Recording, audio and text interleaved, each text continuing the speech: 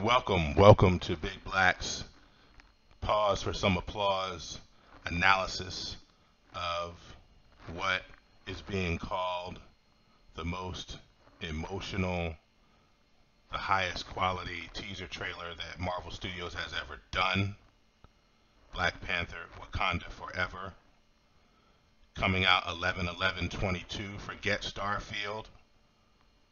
It's the star of the show are this galaxy of black and brown people, and we're going to talk about the theme of bringing black and brown culture together in a powerful way that's shot through this teaser trailer, and I expect the film.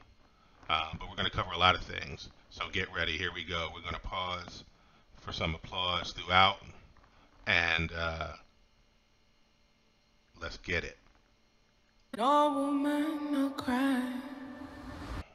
Well, first and foremost, we start off with a version of Bob Marley's No Woman, No Cry, right? Bob Marley himself gone from us too soon, like Chadwick.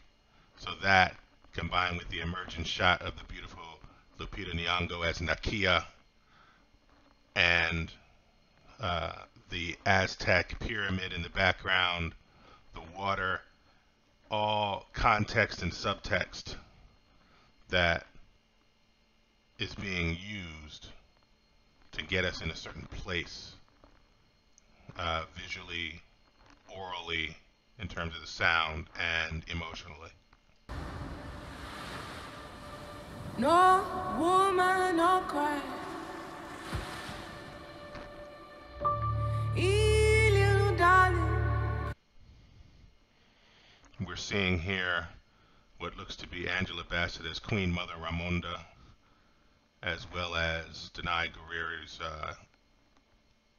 Okoye, who is the general loyal to the nation of Wakanda above all, even to the diminishment of her own relationship with her own lover, Wakabi, who is played by Daniel Kaluuya, who apparently is not in this film due to what I understand to be scheduling issues. Don't shed no tears. So you can see that the lip is out here, and the older woman is here, who said, "We need a king, not a warrior right now," and gave T'Challa the best advice to stay at home, but he didn't listen. And Black Panther. But most importantly, who is on the throne? Queen Mother Ramonda is on the throne. Sad. But that's the situation we find ourselves in at the beginning of this trailer, and maybe at the beginning of the film. No. This is nothing but black beauty. It looks like white is worn for a funeral that's also a celebration of life.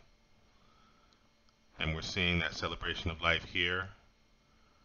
We're seeing that Wakandans wear all kinds of interpretations of white in this moment. And we're seeing that, and we're assuming that this is Wakanda, but Wakandans are bringing it. They are bringing it. And even here in the background, in the two pillars, you see that the male and the female are always honored and equally. For me, that's a connotation that we can expect female leadership to be just as robust across the history of Wakanda and in this moment as male leadership has been. No woman, no cry. Shuri, with her head covered, seems to be in mourning in spite of or alongside the funeral celebration. If we pause here on the Marvel Studios logo, it lets you know, for those who don't know, that this is where that is coming from. We have an opportunity to see what I believe is Shuri, with her head covered from that previous shot alongside Queen Mother Ramonda in that signature head garb, but carrying the mask of the Black Panther. It looks like the shield and the short sword that T'Challa used in ritual combat to earn the right of Black Panther is preceding them, and maybe these are all going with them to his gravesite, to his burial. Very difficult. We lost Chadwick far too young. Difficult. Good friends we have, and good friends we've lost. This is that sunrise or sunset that Njobu told his son was the most beautiful that he had to see, and that T'Challa made sure that Killmonger could see before he died. And this also connotes the idea that, through loss, the sun will still rise. The next day still has to be lived. We are still in fellowship together as we move on, but we never forget. And the song, No Woman, No Cry, connotes that as well. Right? Along the way. Well, we saw Okoye is clearly present and leading the Dora Milaje. And there's been some interpretations of this Wakandan writing. My understanding is that it's a tribute both to T'Challa as king and Chadwick Boseman as a king in life. In this great future, you can't forget your past. Right, that song, No Woman, No Cry, connoting the same idea. As we go forward into the future, you can't forget your past. And again, Queen Mother, they're somewhere where they're able to gaze out on the water. Water, so central to this. Shuri in tears, as she would be. Her brother gone. Now this tripped everybody out on the internet because there had been rumors that we would see in this film the child of Nakia and T'Challa be born and be declared the future king, while others functioned as regents. And to be frank, we may still see that. But this shot is something different. This is an Atlantean birth. This is a water birth. And I believe this is the birth, in flashback, of the avenging son, Imperious Rex, Prince Namor of Atlantis. The reason I say that is because clearly it's functioning underwater, but if you look here, those are wings on those ankles. Those are ankle wings. So it's somebody looking at a freshly born Namor who is half human, half Atlantean. But it looks like this is an Atlantean birth. And immediately we're being shown there's another culture that is rich with its own tradition, right? And we're getting the hints of that Aztec sensibility. There was an Aztec city that sat in shallow Lake Texcoco, if I remember correctly, present-day Mexico City, that the Spanish colonizers invaded and destroyed much of the Aztec culture there. I think that's where this movie is going in terms of reaching back. And it's smart because it gives real historical information to the idea of Atlantean culture. So imagine that in the wake of that colonization, there were folks who had the science, the magic, and the ability, or some mix of the three, to move their culture under the sea. And it's out of that culture, looks like brown people, right, from which Namor will spring. And that means that this film is about the exploration of both black and brown culture uh, in terms of its most powerful formations and imaginations. And for the director, who we'll talk about in a minute, and for Marvel Studios to, out of the pain and loss of Chadwick Boseman, and this may have been part of the plan anyway, to go forward to this fuller exploration of ostensible minorities in American culture within American film um, is one of the more incredible creative submissions that could come out of a major studio. Right? Powerful. So I think it's important that we pause here, and not only pause, but add in some applause.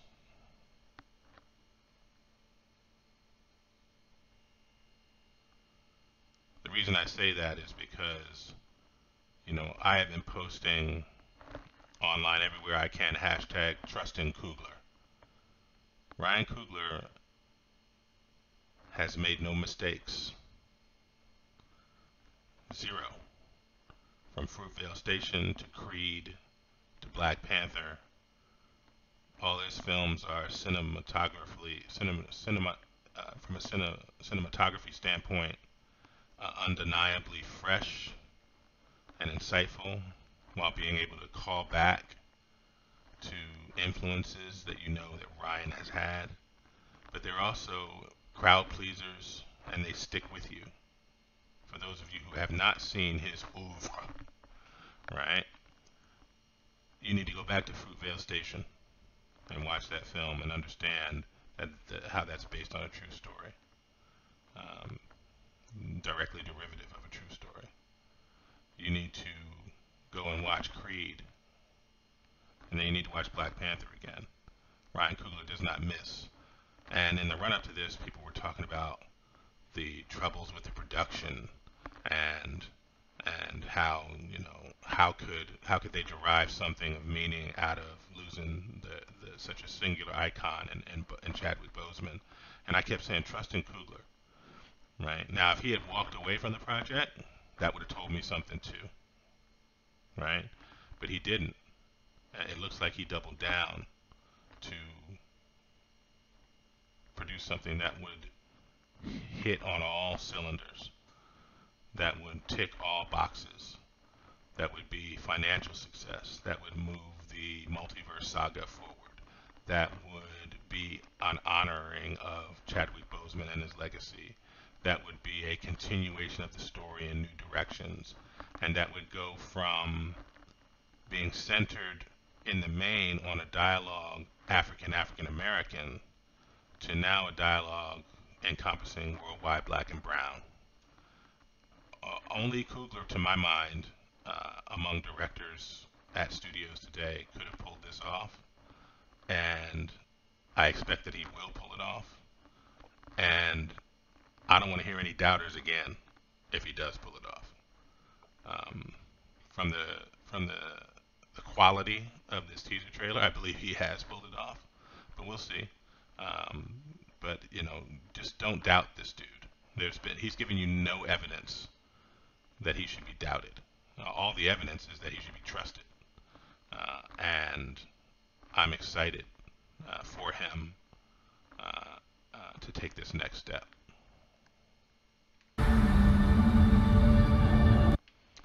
Aztec headdress for Namor. Um, there's some glow under the water that indicates this is how they live. And then importantly, the scene with the Atlanteans and the whales. For me, you don't see them sitting on top of the whale, riding the whale with some sort of saddle or something. There's no manifest destiny for the human form over the whale. You see them on the side of the whale, and it connotes an idea that the whale's doing this because the whale is in partnership with them in this civilization, not because the human has mastered it, but the human has partnered with it. That's my sense here that I'm getting from this. Very, very different from the DC take on Atlantis, right? Very, very different. Now listen, James Wan and Jason Momoa and that group that delivered Aquaman, it did $1 billion. Matt Reeves' Batman missed that number by maybe 230 million, right? So Aquaman's no slouch. But my point is that this seems already more steeped in authenticity, and does connote a bit of the Na'vi and Avatar, but seems to take it in a fresh new direction. So I'm loving this so far.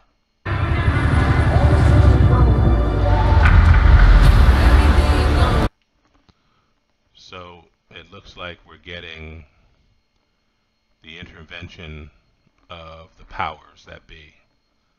You can imagine that in the wake of the loss of the king and the emergence of Wakanda on the world scene and the awareness of their power and their control over vibranium, that there would be dissatisfied parties who would want to challenge and change that. This also looks integrated into some sense of Wakandans trying to understand the society under the waves that they may have found. And we may have gotten hints of this as far back as Endgame, I believe it was, where Black Widow had Okoye on the screen and they talked about an earthquake under the water, and Okoye said we deal with it by not dealing with it. Maybe that was what she was telling Romanoff, but maybe Wakanda was, in fact, paying attention, and now ostensibly weakened by the loss of the king. Other parties have moved in to see what Wakanda is doing in a force-driven way.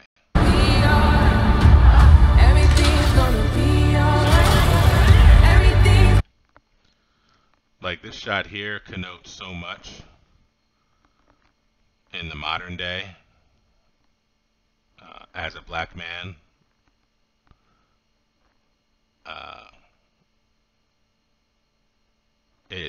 I can immediately feel like I'm in their shoes, the Wakandans, or who I perceive to be the Wakandans. Force power, you're conducting ostensibly peaceful research, but people can't stand the power you have. And so here they are. That's me putting a lot on this scene, I acknowledge, but that's how I feel. So again, water, and fire, flood and fire. We're talking apocalyptic levels of change, right? We're talking biblical levels of change. This may be a dream sequence, or this may be real. But the throne is empty. Shuri is standing alone, and fire and flood is making manifest. But the coloration, even though the coloration can be connoted to the fire, this very well could be a real scene. But I just get a sense that maybe this is something she's seeing, maybe on the ancestral plane, or before she gets to the ancestral plane, or something. We do know that there are other scenes in this teaser trailer that indicate water and flood, so this very well could be a real scene. But it's a portent of doom and of change. Nothing remains the same after fire has touched it, right? So fire and flood. Everything's gonna be alright. And then as the music shifts in its crescendo and change from No Woman No Cry to Kendrick Lamar's All Right, and all versions thereof, right? These are versions. We see the coming together of two strong black women. Strong black women. And note that, Riri doesn't really get the Wakanda Forever handshake. She gets something else, right? That's reserved for her brother, but Shuri and Riri are coming together, and it looks like Riri has been identified and has connected with Wakanda, maybe alongside her MIT work, maybe instead of it, to advance her developments and to be nurtured. This may be a result of the Wakandan outreach centers that T'Challa indicated that he and Shuri and Nakia would build at the end of Black Panther 1. So, but clearly this is a Wakandan setting, and Shuri and Riri have come to fully engage, trust, and rely on one another, in my view, from this scene. More fire, right? More change, but this looks like on the ground here in the forefront and in the background beyond the carriage. First of all, the carriage, right? As in horse and carriage. In the forefront, this looks like a Spanish conquistador. And in the background, that looks like a blue Atlantean. And this looks like more flashbacks at helping us understand maybe the fall of Atlantis, the great change, or revenge that's being taken. But this, for me, connotes that Atlantean culture goes back, that it has a history, it has a longevity, and maybe Namor is very old. Maybe he's awakened by something that happens under the sea. Maybe he's been there the whole time. But this scene here seems to indicate that we're going to go get some historical flashbacks. See, for me here, what we're seeing is that same scene, but it's telling us a little bit more. I imagine that this is the avenging son, Namor, as a young boy. We see Atlanteans in blue, and we see that they have to wear masks when they're outside the water. I don't think Namor has to do that because of his mixed heritage. But Atlanteans do, right? They no longer can thrive on the surface without masks. We also see different forms of historical Mexican, historical Aztec, historical headwear, head knots. And then we see Namor as a man, played by Chino Huerta, a award-winning, lauded Mexican actor, and someone who will, I think, fully embody the role of the avenging son of Namor the Submariner. A character that goes all the way back, I think, to 1939, but whose rights were owned, I think, for feature filmed, exclusively featuring Namor by Universal. So I think that Marvel has gotten around that by putting the character in another film where he's not the headline, the same way that they've gotten around that with Hulk. The Incredible Hulk being the one partner film that they've done with Universal. But again, here we see what looks like Namor emerging onto the Wakandan coast, and that the Atlanteans have apparently taken over there.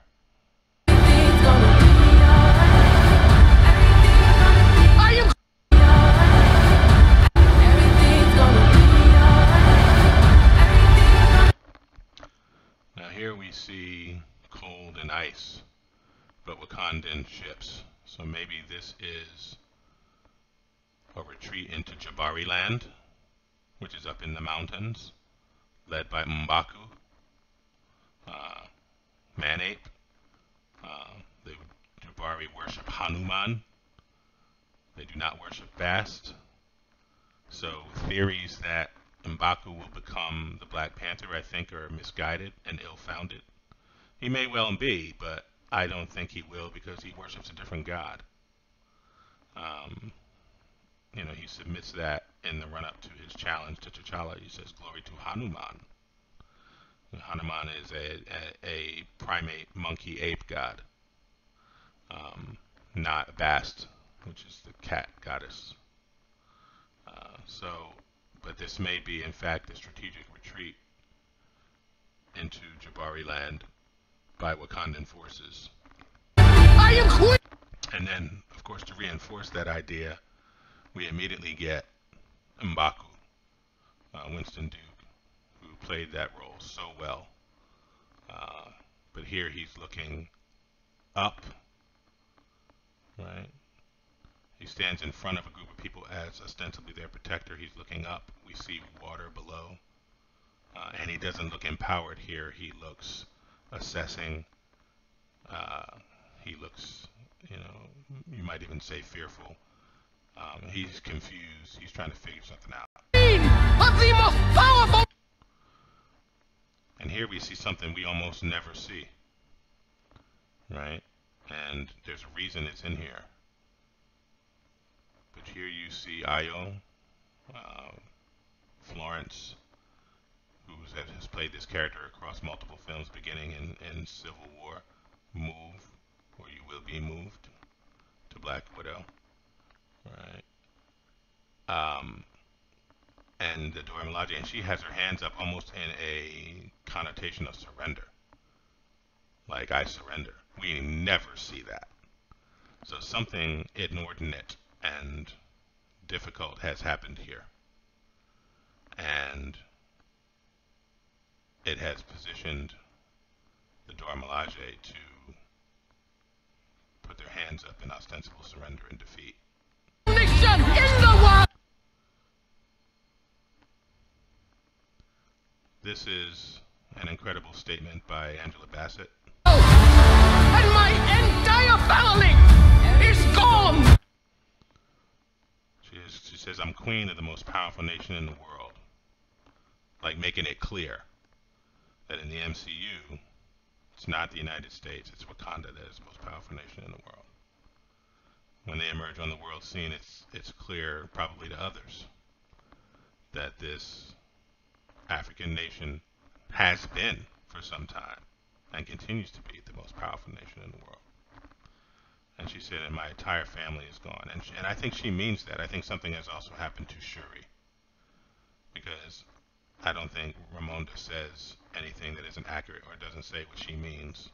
When she says her entire family is gone, something's happened to Shuri in that moment as well, is my guess. And then, of course, here we see the tribute, the same way that we saw the Iron Man art in Spider-Man. We see the tribute to T'Challa, probably throughout and across Wakanda. But here's an example of it.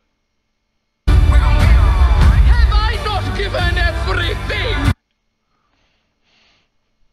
I mean, I'm still, I get goosebumps when I hear her say, haven't I given everything? Because she has.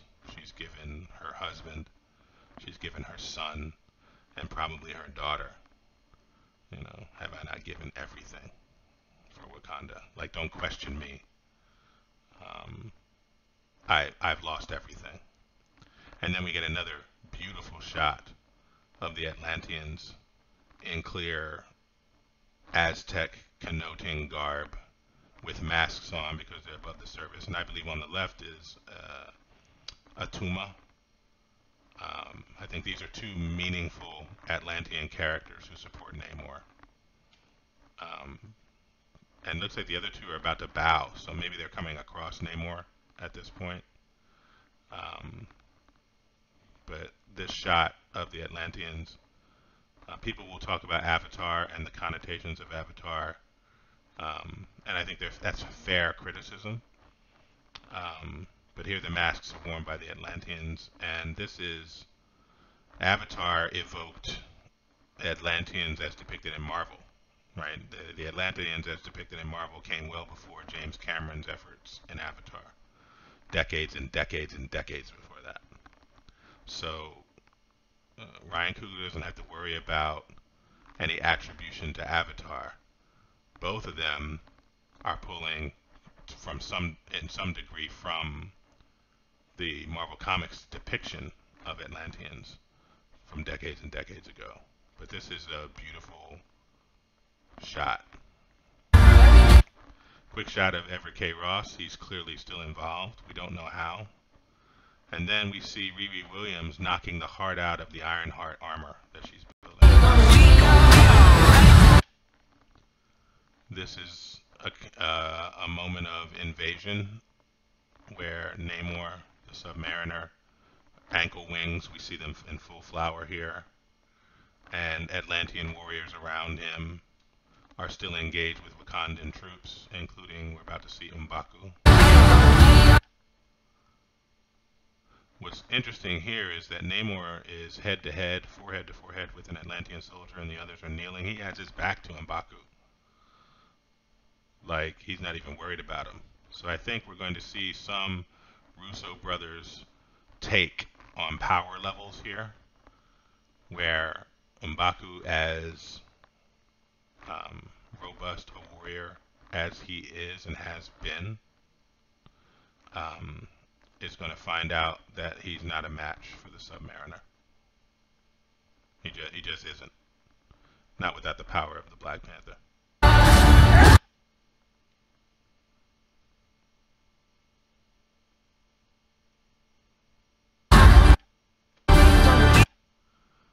Now this is a new character, Anika. I think she's in love with another character. She looks like she's wearing the Midnight Angel's armor from the comics. And she has a vibranium dagger. That's going to be very interesting subplot.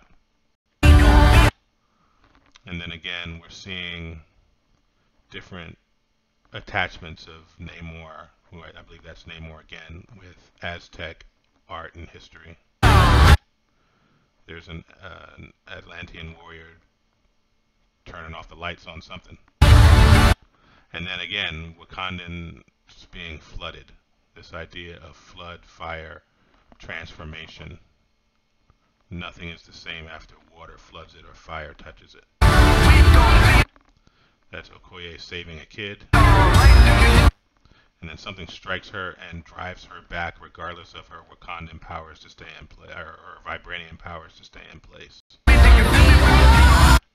And she has to drive the spear in to stop from being moved. And she does. Remember, she's the general, and from a warrior standpoint, among the greatest warriors Wakanda's seen. This looks like Riri Williams getting away from government forces, and somebody helping her in that car. This is a great shot of the Avenging Sun. It's going to be interesting to see the language that they use and how they talk underwater. You can see that there wasn't, even on the DC side, an ability to reconcile Zack Snyder and James Wan's take on that, so that there's this discontinuity of how Atlanteans speak and move from Justice League into Aquaman. But you know, that type of thing, continuity and wise, Marvel doesn't seem to have a problem with for the most part. So, but it'd be interesting to see the choices that they make. You know, it may be the case that Namor never really even speaks in anything other than an Aztec dialect. Or maybe he's the one that speaks both Aztec dialect and English. But maybe underwater it's all something else. Who knows? Something's happened to the police ear. Shuri in tears. So at some point she is broken. And even in that moment, they're showing that she's surrounded by support. She has support. This looks like those government officers assaulting those Wakandans in that scene we referenced earlier being rescued by the Dora Milaje. This is a great scene. It looks like Namor is descending into the throne. Uh, Instead of the Iron Throne, it's the Megalodon Throne, right? Or the Great White Shark Throne. But it's just as sharp. And it looks like Atlanteans are all coming for something. Dora Milaje, ready?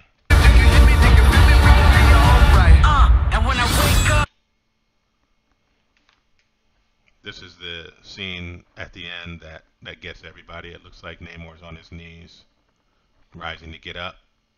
And it looks like somebody's in the suit here. I'm going to tell you my prediction. My prediction is that this is not any male that's in the suit. And this is not Shuri, although it very well may be. I think it's 50-50. But I think Shuri is the expected choice. And I think what would subvert expectations, but tell you a different type of story, is if in fact Nakia and T'Challa do have a baby on the way, and the one that is chosen to put herself in the suit and serve as protector regent and Black Panther until the baby arrives is not Shuri, but Queen Mother Ramonda, Angela Bassett. My prediction is that this is Angela Bassett setting things right. She's been left alone to set things right, and she is. But again, it wouldn't surprise me if it was Shuri. I think it's either one of those two. I don't think it'll be anybody else. I don't think this is the body type of M'Baku. I think this is a woman. But I think Ryan will subvert expectations and glide around the Letitia Wright COVID and religiosity controversies to the extent that there remain any, by selecting someone everybody loves and someone no one would expect in Queen Mother Ramonda as Black Panther. And I think that in a trilogy of Black Panther films, the last one will show us a young Azari, or whatever they choose to name Nakia and T'Challa's son, maybe having his growth accelerated somehow, but a young son of T'Challa earning the right to be king, and Black Panther maybe becoming a young Avenger, maybe becoming the leader of the Young Avengers, and moving forward from there.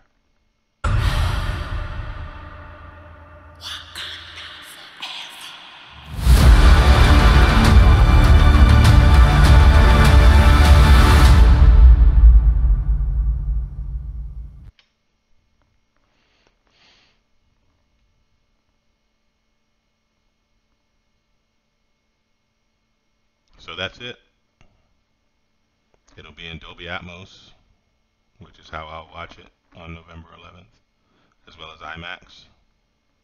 There's a partnership with Hollywood Records, so it's a reminder that music will be essential in this film. It will be powerful. And don't forget Ludwig Göransson is brought back for the score and other work. And that Ryan Coogler and Joe Robert Cole, who were centered on the previous film's narrative and getting that right, are central here in the writing room. Nate Moore on this project as well, Kevin Feige. Trust in Coogler. All right, we'll see you next time for either pause for some applause or pause because I'm at a loss. Right, but this one was pause for some applause. If you like it, like and subscribe. Stay black. Peace.